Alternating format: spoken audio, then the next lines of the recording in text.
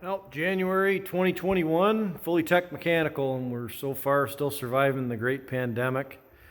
We've done a big cleanup last few days. It hasn't been too busy over the holidays. It was a great opportunity to tidy up the shop and get a couple projects wrapped up and basically get rid of the excuses, get rid of some junk around the shop. So we did the big end of year toolbox, reorganize, re-clean up, figure out what you have, what you don't have, get the sockets all straightened out. If anything's missing, find them, fix them, reorder them, do whatever. And we did a pretty good job. I ended up going through the land of misfit toys and found a bunch of broken stuff that's been sort of sitting around.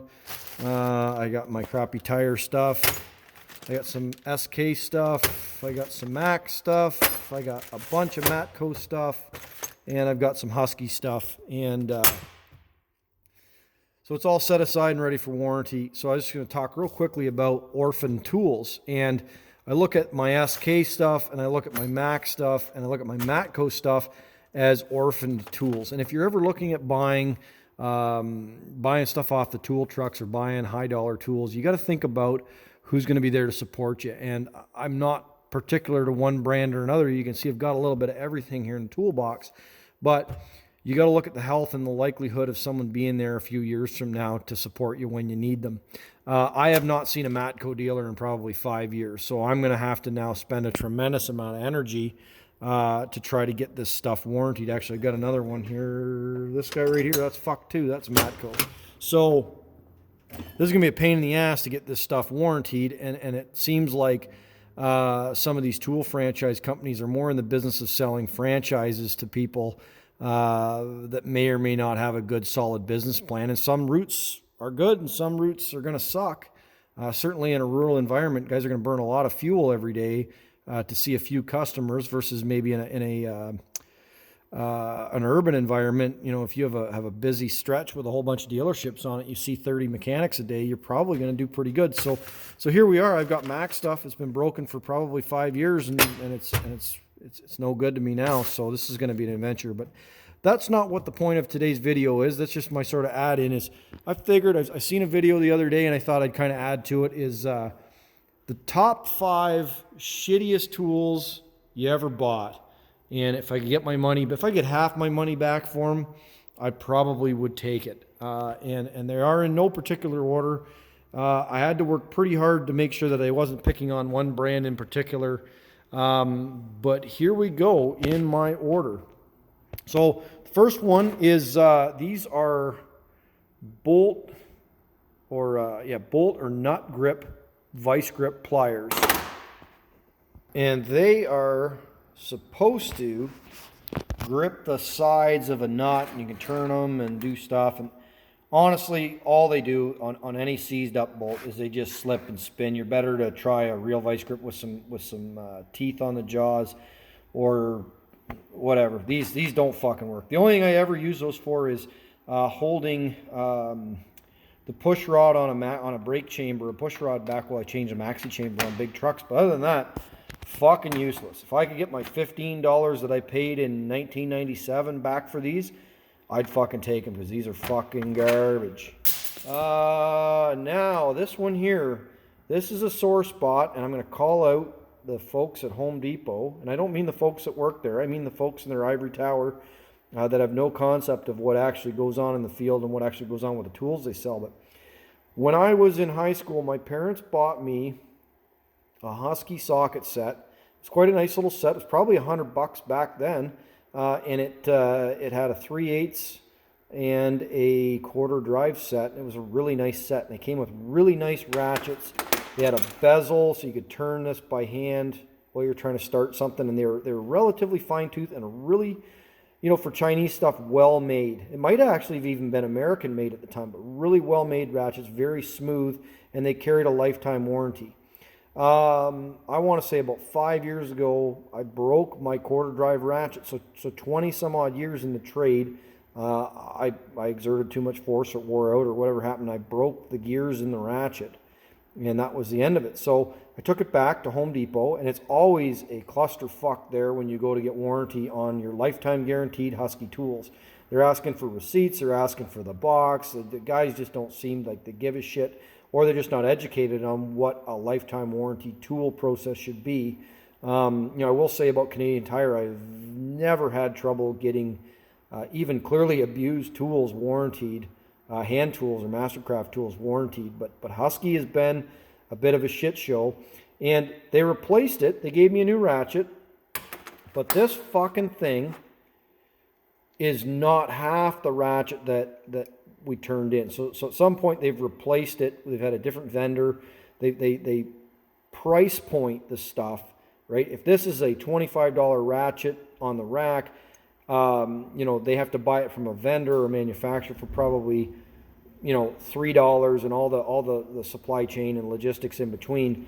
And then guys start getting greedy. But the amount of force that it takes to turn this ratchet,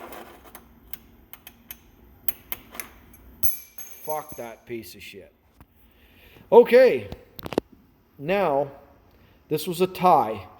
So, I've got two other tools for you. This is a tie for the two shittiest, most disappointing tools I've ever bought. I think we have a tie for second place here, and that is my Blue Point tap and die set, made in USA. And when I bought them, I think they were all laser. No, I don't think they were. They were laser etched, as opposed to. See how that's been engraved or molded.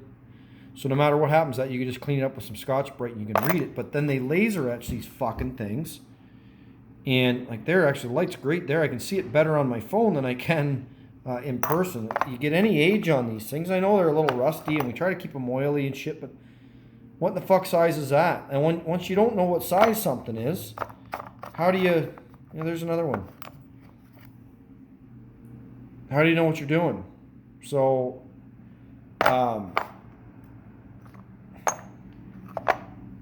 if I could get my $150 that I paid for this set back, like again, look at this. You can't even read what these are. Again, I know a little bit of rust or whatever, but that's from being used. If I get my money back, I'd buy a set of Mayhews or something from an industrial supply that are engraved, because that is the most important thing. If you don't know what they are, then they're no fucking good.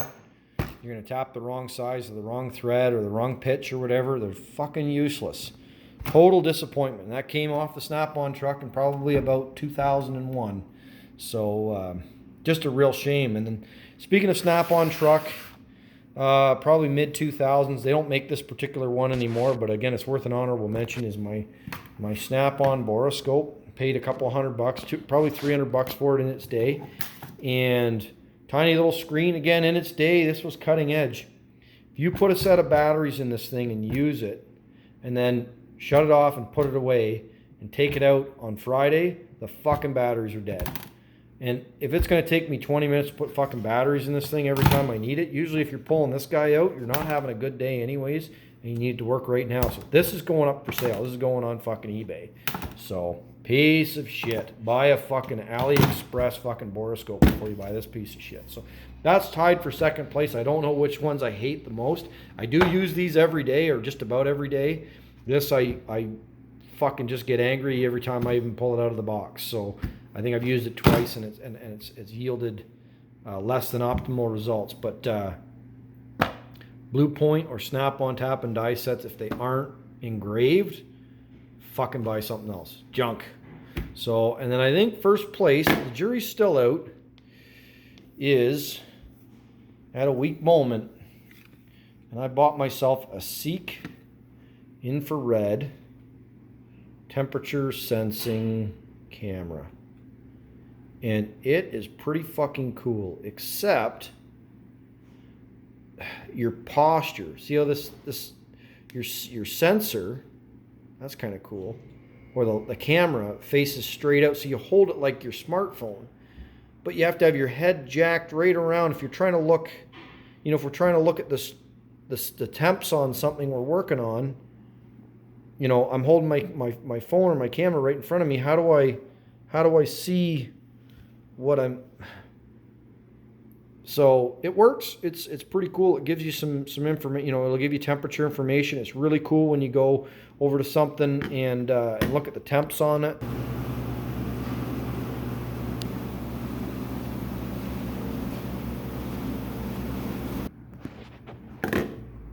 But it works. But the posture, the ergonomics of it are fucking terrible, and it makes it just a disappointment. Absolutely fucking useless.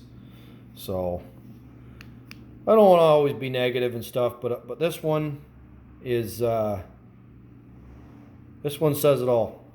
Just 5 shitty tools. I think I'm going to do a video of 5 of the best tools, the best value, best money I ever spent on tools, just so we can say, have something nice to say. But if you're pondering buying one of the tools on this list, I would think twice about it and maybe do a little more research and see if there's something a little bit better.